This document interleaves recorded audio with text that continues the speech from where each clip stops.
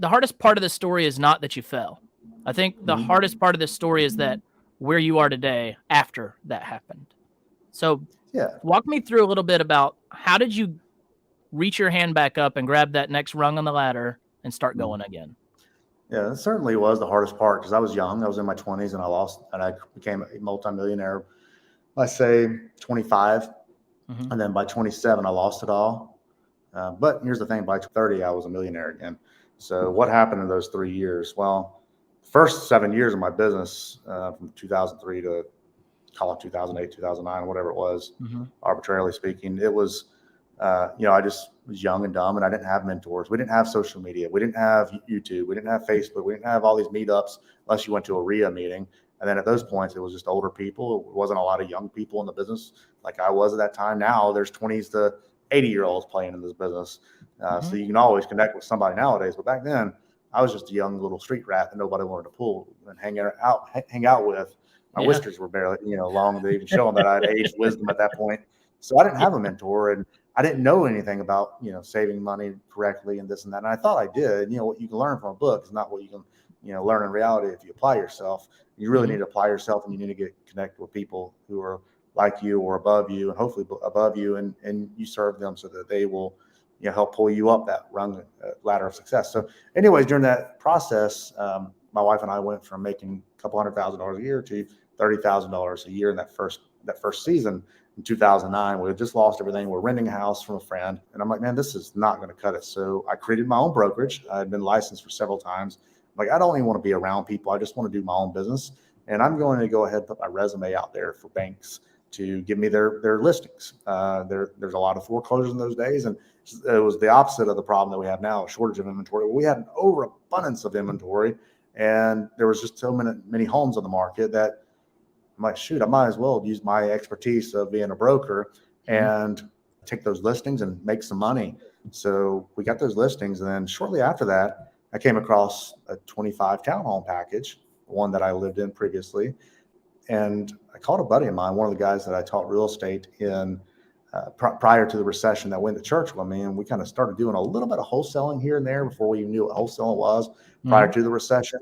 Well, he quit real estate and had a double lung collapse and started selling roofs after he got better during that process.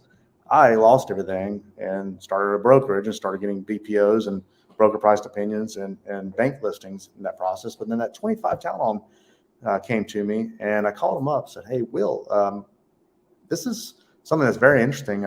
You and I work pretty good together.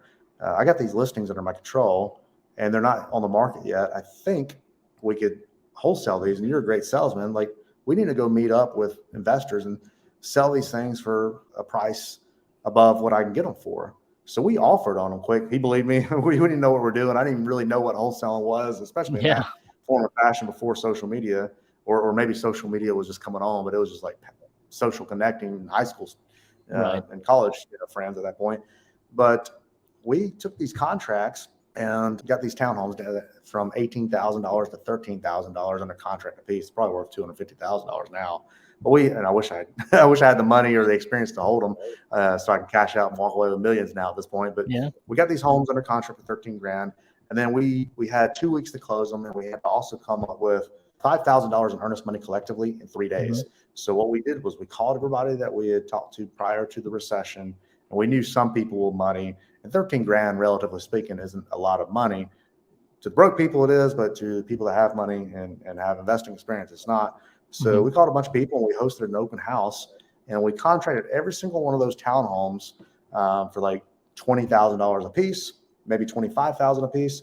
And then we got $1,000 of non-refundable earnest money on each unit. So we knew now at this point, if they stand us up, at least worst case scenario, we'd pay the bank their $5,000 in earnest money, which we did turn in off that money. Now Will gets to keep 10 grand. I get to keep 10 grand.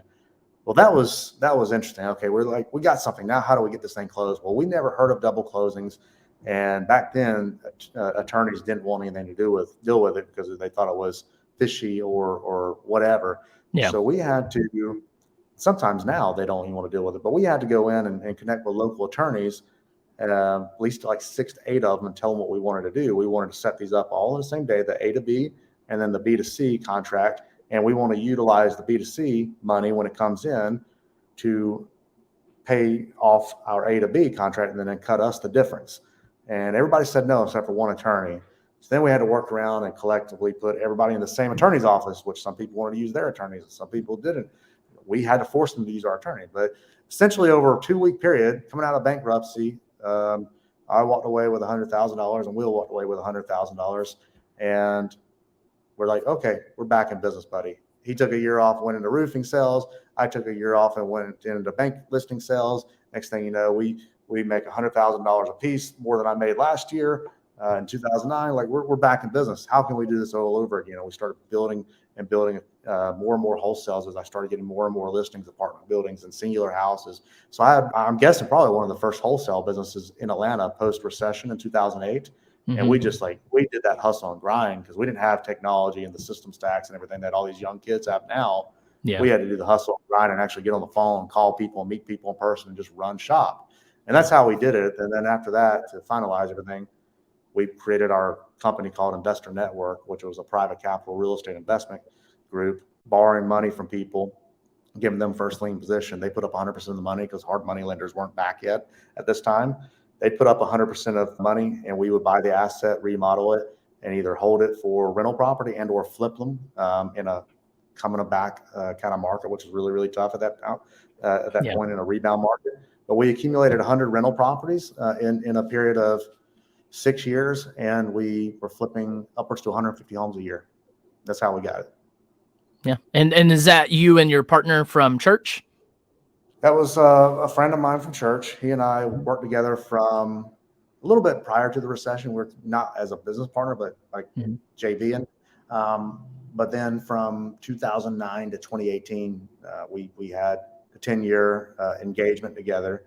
Yeah. Great business partner, great person to run life with for 10 years, for a decade. Yeah. And we made a lot of money, and we made our investors a lot of money. If we could have had the availability of technology and social media and hard money lending that people have now, and not have to give all our profits away, we could have made so much more money. But the experience and everything that we had, you got to think when we sold a house or even when we sold rental properties, we had to give the investors back their capital. Plus, they had to get 50% of the profits on all those homes because that's what we set up with them until hard money started coming back around 2016, 2017. We started slowly doing that. But yeah, it was 50% of the profits. We keep 50%. And then, of course, we're getting 25 each. Really, we have overhead and a couple employees. So we're probably getting 20% each of each sale and each liquidation event when we sold a property, like a rental or whatever, or a small quadruplex or whatever. But yeah, I mean, that's how we got back in business. And then between 2015 and 2018, we sold off all of our real estate. We thought, hey, we're going towards another bubble. Like prices were getting really, really up there fast between 2015 and 2018. Couldn't have timed it any more wrong, but we sold off all 100 properties, and the market hadn't grown all the way that it had grown at this point in the last 3-4 years. Yeah. But he walked away with a little over $1 million. I walked away with a little over $1 million, and then we made great money each year, several $100,000 a year. And then by 2018, he was probably worth $3 million, and I was probably worth about $3 million. So, and then we've just been compounding since on our homes. I mean, what a story, though, to go from your humble beginnings to making it to being a millionaire at 25, 27 years old, and then dirt broke again, and then recovering and rebounding. And that's something my wife, Tiffany, and I like to say is, we are fairly young. I'm 33, I think, and she's 31, should be 32. But when we reached $1 million, we were like, whoa, we made it. And then it's like, well, made it where? Like, we're still going to keep going. We're still going to keep pushing forward because, if for any reason we ever lose it all, we will now have this incredible education to do it again.